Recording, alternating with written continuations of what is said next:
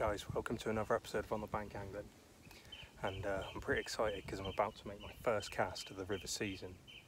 Now, yeah, I'm in one of my favourite swims on the Bristol Avon.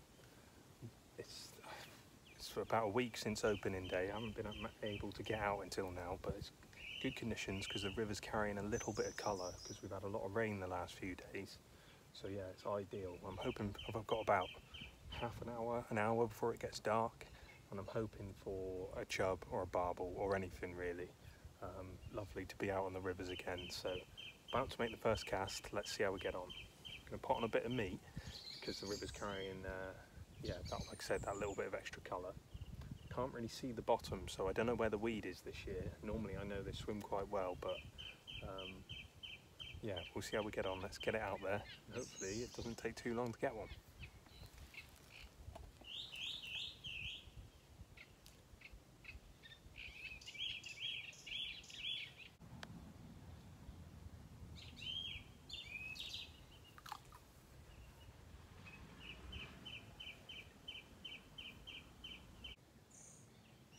Won't be giving it too long between each cast, because like I said, I don't know where the weed is this year. I'm only using a very, very light lead because I don't like spooking the fish in this swim. So, I mean, ideally, you'd be putting on a bait dropper, placing bait on a clear spot, but I don't have much time, so I really do feel that spooks the fish for a while when you do that. It's a brilliant way of fishing, don't get me wrong, but I would have liked to have come down earlier and baited several swims with a dropper and rotated between both.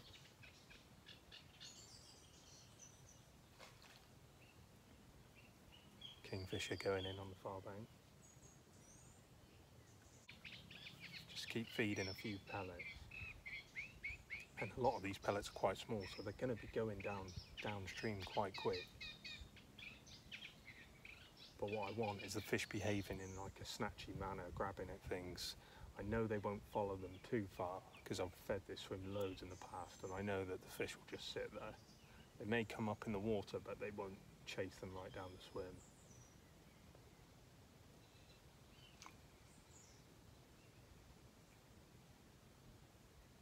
But yeah, it's a very interesting spot.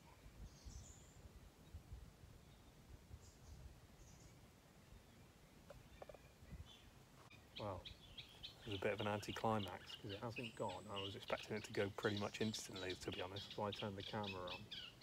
What are we? 4 minutes? 3 minutes. It's been out there 3 minutes so far. The trouble is, like I said, I don't know where the weed is. I could have dropped this straight into a weed bed.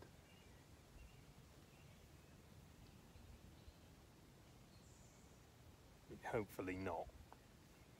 But if you were using a heavier lead, you could feel the lead down like you do in carp fishing. But like I said, I really don't want to spook these fish. So I just want it, when the lead goes in, I just want it to sound like a pellet that's going in.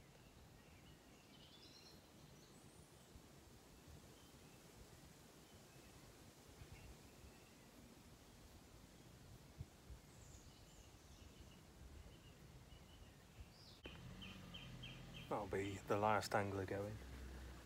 I don't really get it with people on rivers. I know people have got other things to do other than fishing, but honestly, on the rivers, you may as well, a lot of the time, you may as well not even turn up until an hour before dark, and you need to be staying sorry, I saw something down by the bank there. That was weird. Rat or something. Yeah, you need to be staying at least an hour after dark.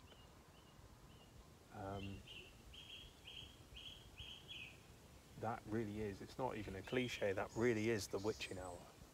Just the river just changes completely, like, especially if you're barbel fishing. I know on the Neem last year, like, you'd sit there all day in some swims. Nothing at all would happen. You know, then it gets dark, and about half an hour after dark, your tip slams round and you start getting liners and stuff. And it's not that the fish weren't there and they've just turned up. It's that's just when the barbel feel confident feeding.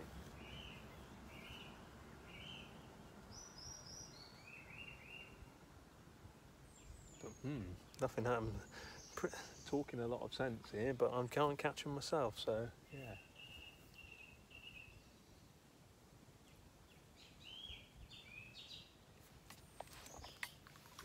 Right, let's try and have a cast.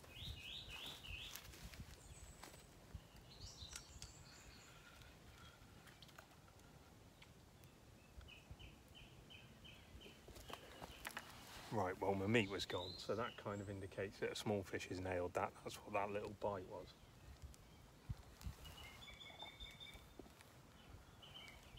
So that's okay, at least it was a fish and I wasn't in weed.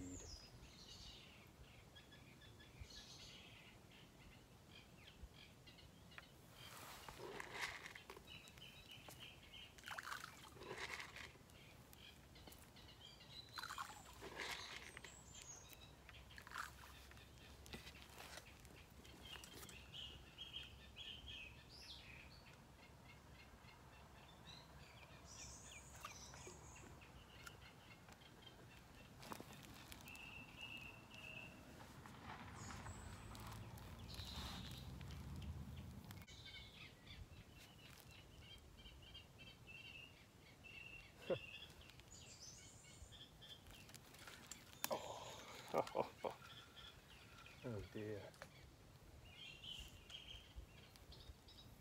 Well, these bites.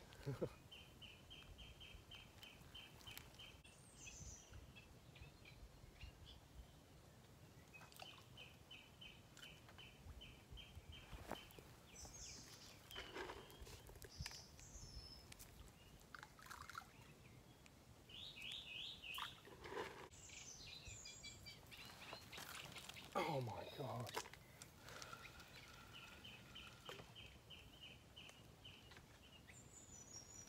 Well, what can I say? There must be a lot of small fish in the swim because I cannot hit these.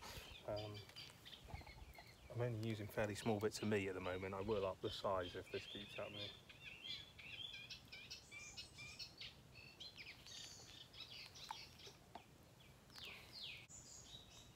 It's like when you first go back to surface fishing, or anything where you have to time a strike. If you haven't done it for a while, it's just you get a bit overexcited and you mess it up. But there we go.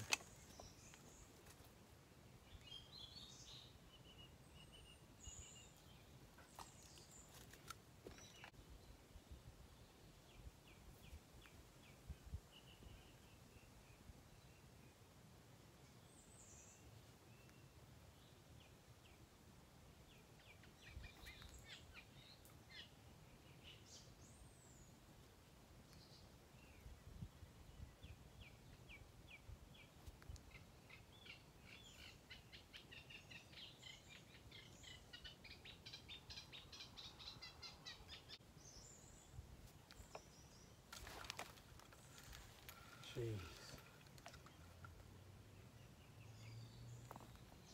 Tell you what, this is a painful start. Mind you, I've been fishing 10 minutes and I've had about 4 or 5 bites, so that's what river fishing's all about, but making a bit of a mess of it at the moment.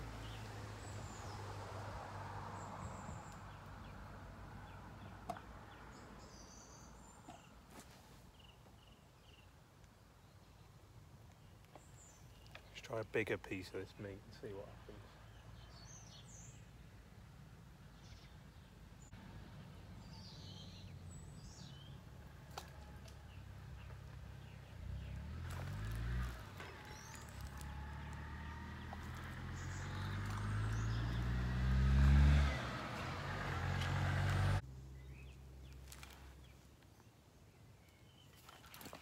There we go. That's better. That's more like it. That's what we wanted.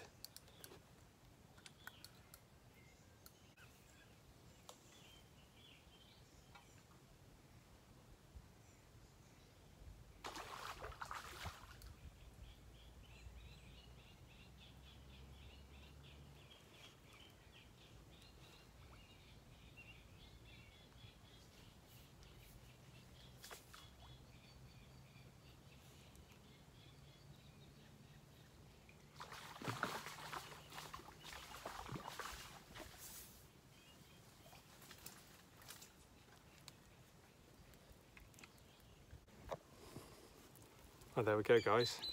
Sorry about the light levels, but first chub of the season. Not a bad one either, 3.5 pounds, something like that. Lovely fish. It's slightly spawned out, but absolutely beautiful. What a start. Awesome stuff. I'm happy with that. On a little bit of meat, after all those missed bites, put on a bigger bit of meat and add it straight away. Right, so let's get this one back. Awesome stuff. Well, there you go, guys. How about that for a start? So, yeah, a nice chub of about 3.5 pound, I'd say. I didn't weigh it. It's not going to be beating any PBs, so I wasn't going to weigh it. But yeah, I mean, it would be nice to have one that did beat my PB. That's about 5.5 pound. So easily beatable these days, but not so much on the Bristol Avon. That'd be a massive fish for the Bristol Avon. But yeah, it's very dark now, as you can see. It's going to be harder for me to film. You can see my rod tip though, I believe, yes. So I mean, I'll let you watch the action for a little while. I'll be in complete darkness, but yeah, if I get a fish, I can always put the head torch on the tripod and let you see it. And there we go, and I'll show you the rig is very, very simple. You've seen it a million times, so right, let's see how we get on.